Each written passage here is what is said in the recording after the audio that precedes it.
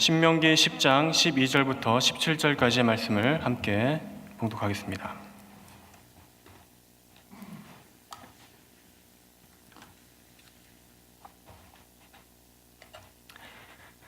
구약성경 신명기 10장 12절부터 15절까지 말씀입니다. 신명기 10장 12절부터 15절까지 함께 봉독하겠습니다. 이스라엘아, 내 하나님 여호와께서 내게 요구하시는 것이 무엇이냐? 곧 내 하나님 여호와를 경외하여 그의 모든 도를 행하고 그를 사랑하며 마음을 다하고 뜻을 다하여 내 하나님 여호와를 섬기고 내가 오늘 내 행복을 위하여 내게 명하는 여호와의 명령과 규례를 지킬 것이 아니냐? 하늘과 모든 하늘의 하늘과 땅과 그 위의 만물은 본래 내 하나님 여호와께 속한 것이로되 여호와께서 오직 내 조상들을 기뻐하시고 그들을 사랑하사 그들의 후손인 너희를 만민 중에서 택하셨음이 오늘과 같으니라. 아멘. 오늘 본문의 이 내용은 하나님의 이스라엘에 대한 요구와 이스라엘 백성들의 그런 의무들, 그리고 그 요구에 순종해야 할 이유들로 구성되어 있습니다. 먼저 하나님의 요구는 5가지인데 그것은 첫째로 하나님을 경외하라, 둘째로 그 모든 도를 행하라, 셋째로 하나님을 사랑하라, 넷째로 마음과 뜻을 다해 하나님을 섬겨라, 마지막 5째는 그 하나님의 명령과 규례를 지키라라는 그러한 5가지의 요구들입니다. 그런데 이러한 5가지의 요구들은 사실상 한 가지로 수렴됩니다. 그것은 하나님을 사랑하라 하는 그 요구입니다. 하나님에 대한 사랑, 그 요구는 오늘 본문에 주어진 모든 요구들과 관련되어 있습니다. 하나님을 사랑하는 것은 하나님을 경외하는 것과 관련되어 있고, 하나님을 사랑하는 것은 그 모든 행함과 또 섬김에 관련되어 있습니다. 또 하나님을 사랑한다라는 것은 그 모든 명령과 규례를 지키는 것과도 밀접한 관련이 있습니다.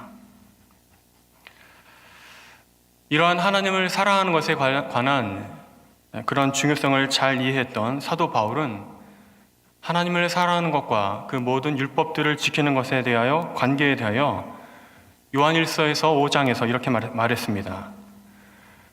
하나님을 사랑하는 것은 이것이니 우리가 그의 계명들을 지키는 것이라. 그의 계명들은 무거운 것이 아니니라. 하나님을 사랑하는 것은 이것이라고 말합니다. 그의 계명을 지키는 것입니다. 더 깜짝 놀랄 말씀은 이 계명들은 무거운 것, 즉 지키지 못할 만큼, 감당하지 못할 만큼 그렇게 힘들고 또 어려운 것이 아니라는 말씀인 것입니다. 하나님을 사랑한다면 그러므로 누구든지 지킬 수 있는, 누구든지 감당할 수 있는 계명들이라는 말입니다. 다시 말해서 이 계명들, 곧 율법들을 지키지 못한다면 그것은 사실 하나님을 사랑하지 않는다는 말입니다. 이런 율법과 또 하나님의 사랑에 대한 이 관계성은 사실 에덴 동산에서부터 있었습니다. 이 율법이란 본래 하나님을 사랑하는 마음, 즉 하나님과 사람 사이에 인격적인 관계 위에 세워져 왔다는 뜻입니다. 에덴 동산에서 하나님은 동산 중앙에 선악을 알게 하는 나무를 두셨습니다. 그리고 그 나무의 열매를 먹지 말라고 명령하셨습니다. 이 선악을 알게 하는 나무에 관한 이 명령은 인류에게 주어진 첫 번째 과업, 첫 번째 율법, 즉 명령이었습니다. 계명이었습니다. 하나님은 이 계명을 주실 때에 누구든지 그 나무를 볼 수 있는 곳에, 누구든지 그 나무를 원하면 먹을 수 있는 동산 중앙에 두셨습니다. 그 계명을 주실 때 숨겨두거나 또 먹기가 어렵게 그 계명에 대하여 그 나무를 주실 때 공중에 매달아 둔 것이 아닙니다.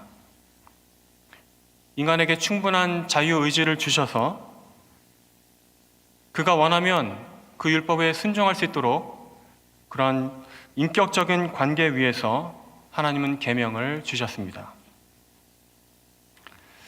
게다가 하나님이 인류에게 주신 이 첫 번째 계명은 수천 가지, 수만 가지 어려운 것이 아니었습니다. 많지도 않았습니다. 단 한 가지였습니다. 이 계명을 주실 때 복잡하게 이것은 되고 저것은 안 되고 저것은 이렇게 해서 안 되고 저것은 이렇게 해서 되고 이렇게 단서를 단 것도 아니었습니다. 그저 동산 나무의 모든 열매들의 실과는 네가 임의로 먹되 오직 그 중앙에 있는 선악을 알게 하는 나무의 열매는 먹지 마라. 단 한 가지였습니다. 따라서 인류의 타락은 아담과 하와가 전적으로 하나님의 그 명령에 순종했더라면, 그 하나님을 전적으로 신뢰했더라면, 하나님을 절대로 의심하지 않았더라면 일어나지 않았을 일입니다. 만약에 아담과 하와가 그 명령을 지켰다면 우리는 여전히 하나님과 친밀하고 밀접한 관계 위에서 이렇게 복을 누리며 살았을 것입니다. 하지만 안타깝게도 우리 인류의 첫 조상들은 그 계명에 순종하지 못했습니다. 그 열매를 먹었습니다. 하나님이 명령하신 그 계명을 어겼다는 것은 하나님을 의심했다는 뜻입니다. 하나님의 사랑을 의심했다는 것입니다. 이렇게 하나님과의 관계가 깨어지게 되었을 때에 인류의 모든 저주와 모든 고난들이 찾아오게 되었습니다. 하나님과의 관계가 깨어지는 순간 더 이상 인류는 그 모든 복들을 누릴 수가 없었습니다. 하나님과 더 이상 친밀해지도 못했습니다. 하나님을 생각할 때에 두려워졌고 또 하나님을 생각할 때에 무서워지게 되었습니다. 이렇게 사랑이 떠나가자 두려움이 인간들에게 임한 것입니다. 오늘 본문의 요구도 사실은 그 본질이 같습니다. 본문에서는 5가지 항목이나 주면서 이 요구들을 지키라라고 명령하는 것처럼 보이지만 결국에는 하나님을 사랑하는지 하나님을 사랑하지 않는지 이것을 물어보고 또 그것을 요구하는 그런 내용들입니다. 하나님을 사랑하여 하나님의 사랑을 의심하지 말고 온전히 신뢰함으로 그러한 일들을 따르고 순종해야 한다. 이것이 하나님의 요구인 것입니다. 이러한 하나님의 뜻은 오늘 본문 13절에도 그 보충 설명으로서 더욱더 분명하게 드러납니다. 내가 오늘 내 행복을 위하여 내게 명하는 여호와의 명령과 규례를 지킬 것이 아니냐. 여기 잘 보시면 오늘 내 행복을 위하여 명령하는 모든 명령과 규례를 지키라고 하고 있습니다. 너의 행복을 위한 것입니다. 즉 이 명령과 규례를 듣고 있는 자들에게 주어지는 행복입니다. 하나님은 우리가 율법을 지킬 때에 우리가 잘 지키는지 또 잘 못 지키고 있는지 감시하고 또 따지고 그것을 채찍질하고 또 벌을 주는 그런 경찰 같은 분이 아닙니다. 여러분도 아시다시피 경찰은 법을 어기는 사람을 잡아갈 때에 보람을 느끼거나 또 행복을 느낄 수는 있지만 법을 잘 지키는 사람들을 보면서 경찰로서 보람을 느끼거나 행복을 느끼거나 이러진 않습니다. 마찬가지로 하나님은 우리가 율법을 잘 지키는지 또 안 지키는지 경찰처럼 감시하면서 잘 지키면 또 그나마 경찰보다 나아서 그분 스스로 즐거워지고 행복해지려고 그렇게 율법을 주신 것이 아닙니다. 오늘 본문 13절에 말씀하듯이 너의 행복을 위하여, 내 행복을 위해서 율법을 주셨다고 말씀합니다. 하나님은 우리의 행복을 보시고 만족하심으로 완전해지는 분이 아닙니다. 하나님은 하나님이 스스로 완전하시고 하나님 스스로 행복하실 수 있는 존재입니다. 그러나 하나님은 율법을 주심으로써 그 율법을 지키는 자들에게 행복을 나누어 주십니다.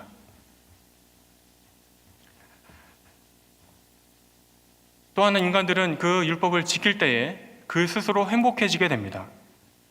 왜냐하면 그것으로 내가 얼마나 하나님을 사랑하는지가 증명되게 될 것이고, 또 그것으로 내가 하나님과 얼마나 친밀하고 인격적인 관계인가를 증명할 수 있기 때문입니다.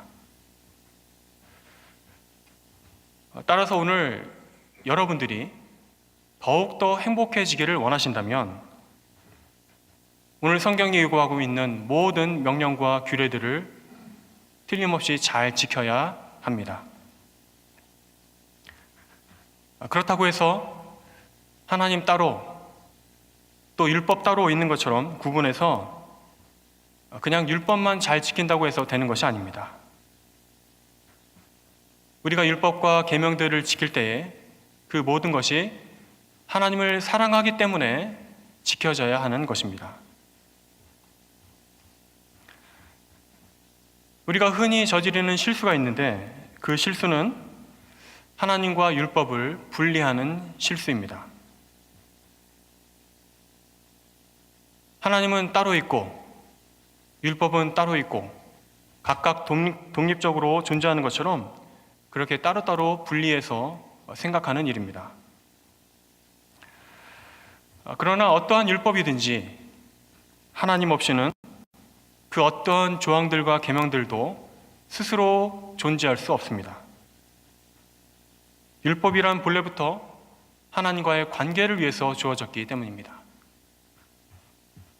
인간이 하나님과 어떻게 사귈 수 있는지 그것을 알려주는 것이 결국 율법이기 때문입니다. 예를 들어 십계명은 사랑에 관해서, 즉 하나님을 어떻게 사랑해야 하고 인간들을 어떻게 사랑해야 하는지 그 대헌장으로서 그 관계의 중요성에 있어서 사랑의 본질을 알려주는 것이고, 또 그 외의 모든 율법들과 계명들은 범죄한 인간들이 어떻게 하나님과 다시 사귀며 살 수 있는지를 알려주는 그러한 관계성에 기반한 내용들에 지나지 않습니다.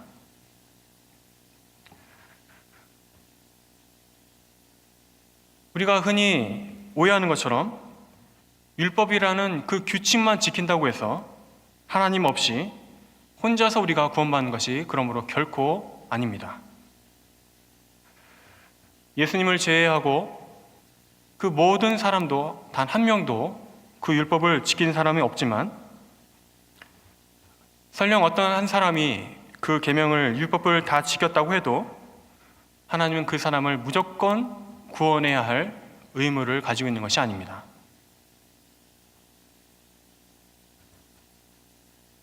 이는 그 율법의 완수가 단순히 우리가 어떤 도로교통법을 지키는 것처럼 비인격적인 관계를 기반하는 것이 아니기 때문입니다. 율법을 지킨다는 것은 곧 살아계신 하나님을 사랑하는 것이고, 살아계신 그 하나님과 인격적인 관계 위에서 세워져 가는 것이기 때문입니다. 성경에 주어진 율법들은, 그리고 그 율법들을 완전히 지켰다는 것은 곧 하나님과 그 사람이 매우 밀접한 관계 위에 있다는 것을 의미합니다. 어떤 사람이 그 율법을 잘 지킨다는 것은, 하나님의 법을 잘 지켰다는 것은 그냥 그것을, 그 법조항을 비인격적으로 의무감으로, 자기의 개인적인 책임감으로 지킨 것이 아니라 마음으로 하나님을 사랑하기 때문에 지키고 있다는 이야기입니다. 그렇기 때문에 하나님을 사랑하지 않으면서 그 율법과 계명들을 하나님과 분리해 놓으면서 그저 율법만 지켰다고 해서 구원받는 일은 일어나지 않습니다. 그럼에도 불구하고 그 사람이 나는 율법들을 다 지켰다, 완전하게 지키고 있다라고 주장한다면 하나님은 네가 그 정도 했으니 됐다, 구원해 주겠다라고 적당히 타협하신 것이 아니라 오히려 너는 아직 멀었다라고 말씀하실 수밖에 없습니다. 그것은 바리새인들이 그랬을 때, 또 부자 청년이 그렇게 나는 율법을 다 지켰다고 주장할 때에 예수님이 분명히 보여주신 일입니다.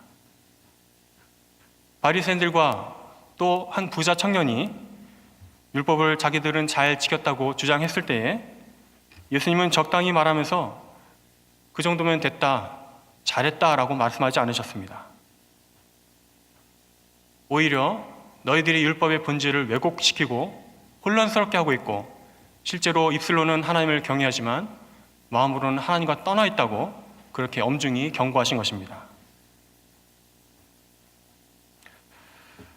이런 내용들을 우리가 볼 때에 율법을 지킨다, 온전히 율법을 준수한다 라고 말할 수 있게 된다면 그것은 곧 내가 하나님과의 바른 관계 위에 있다 말할 수 있는 것임을 알 수 있습니다. 결코 하나님과 율법을 분리시킬 수 없습니다. 오늘 주어진 신명기의 말씀도 마찬가지입니다.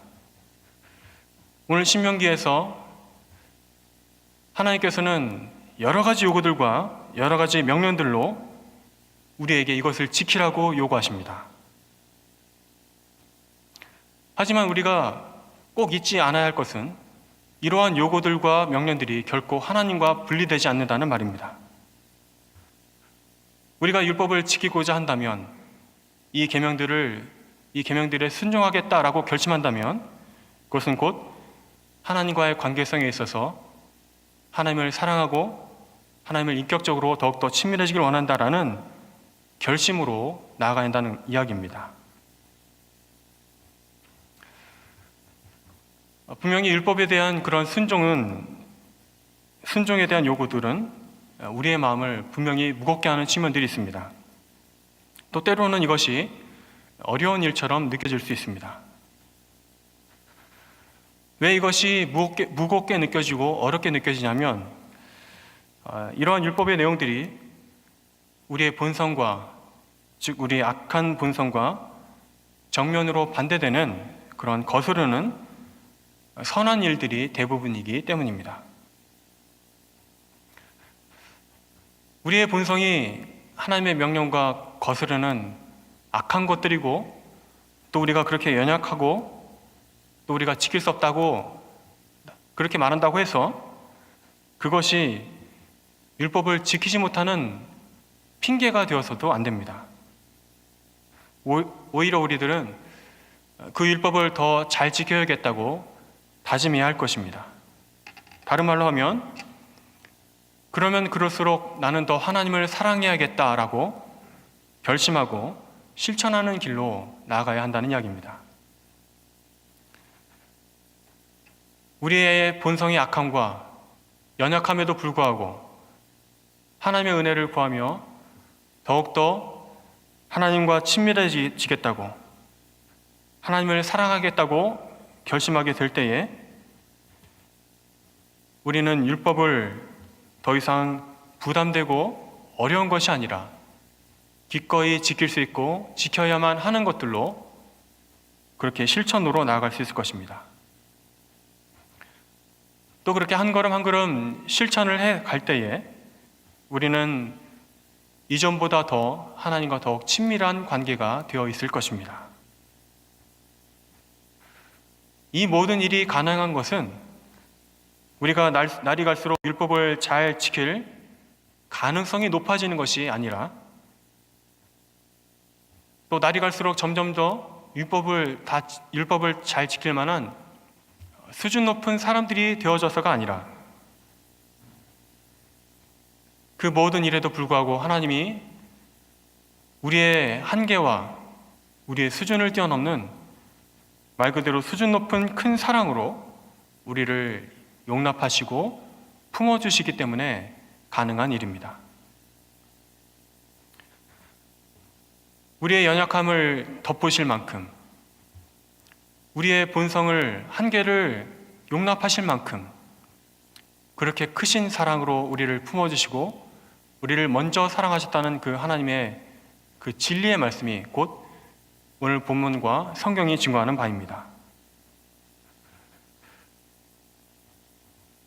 하나님은 누구보다도 우리를 먼저 사랑하신 분입니다.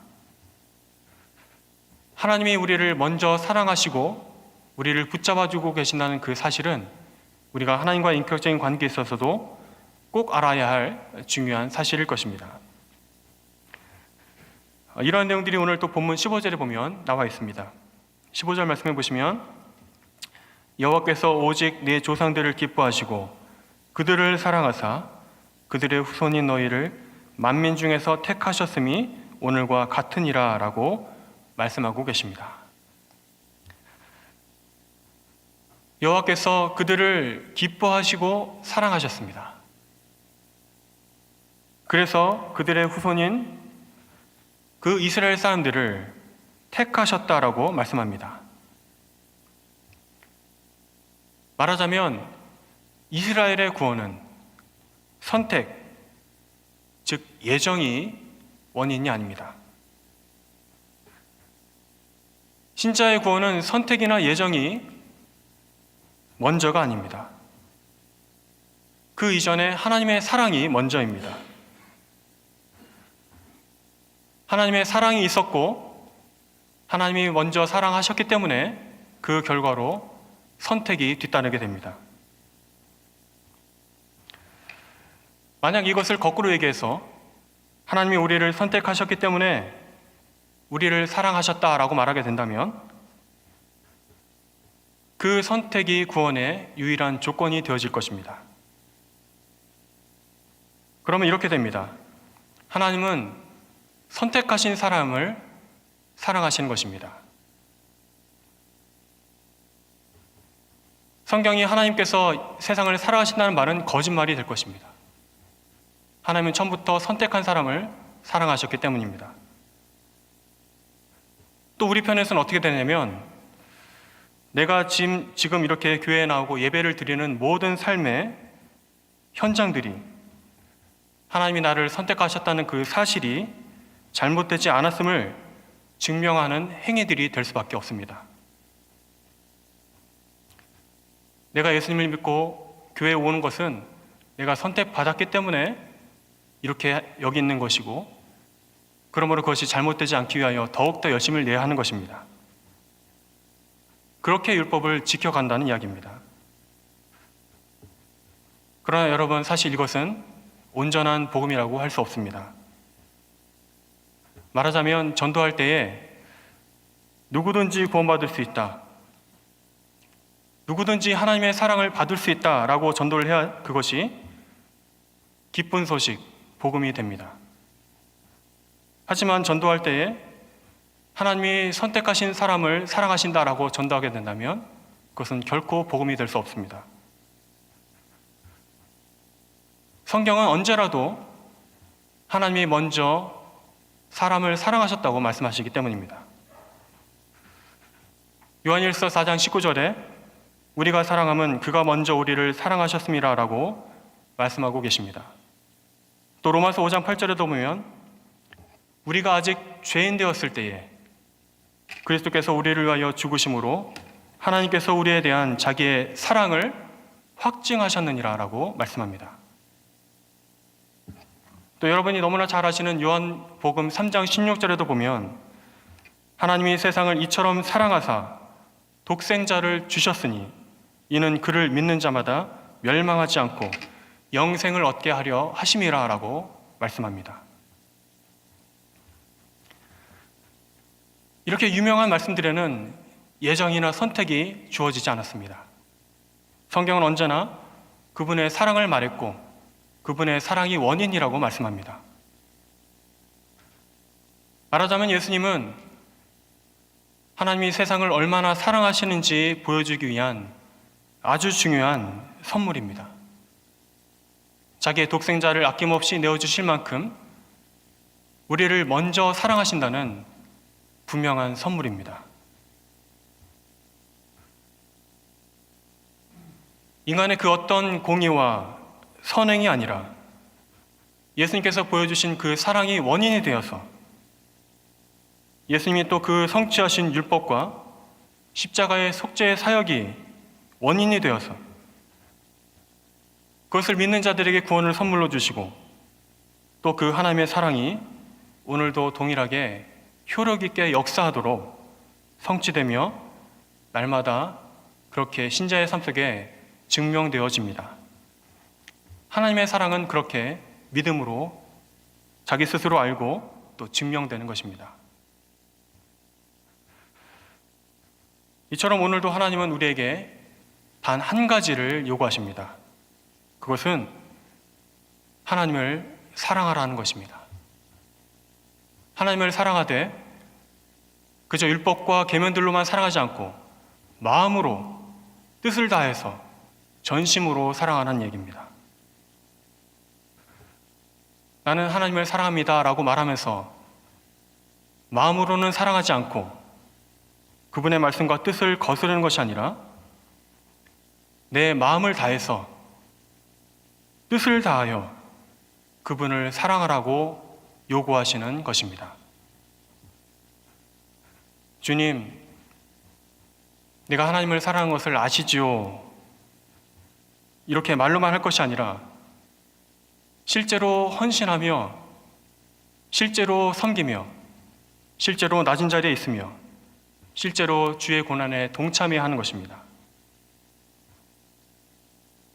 그것이 내가 하나님을 사랑한다는 증거입니다. 그것이 바로 율법의 요구입니다. 그러므로 이러한 율법의 요구들이 하나님을 진정으로 사랑하는 여러분들에게 무거운 것이 되지 않기를 바랍니다. 하나님을 사랑하지도 않으면서 계명만 잘 지키면 그것은 무엇을 해도 율법주의가 될 수밖에 없습니다. 하나님과 계명은 결코 분리되지 않기 때문입니다. 내가 무슨 일을 하든지 또 무슨 마음을 품든지 그것이 하나님을 사랑하는 것에서 출발해야 의미가 있습니다. 내 마음을 다해서 나의 중심이 하나님을 사랑함으로 그렇게 행할 때에 그 행함이 참된 믿음의 열매가 다 되어질 것입니다.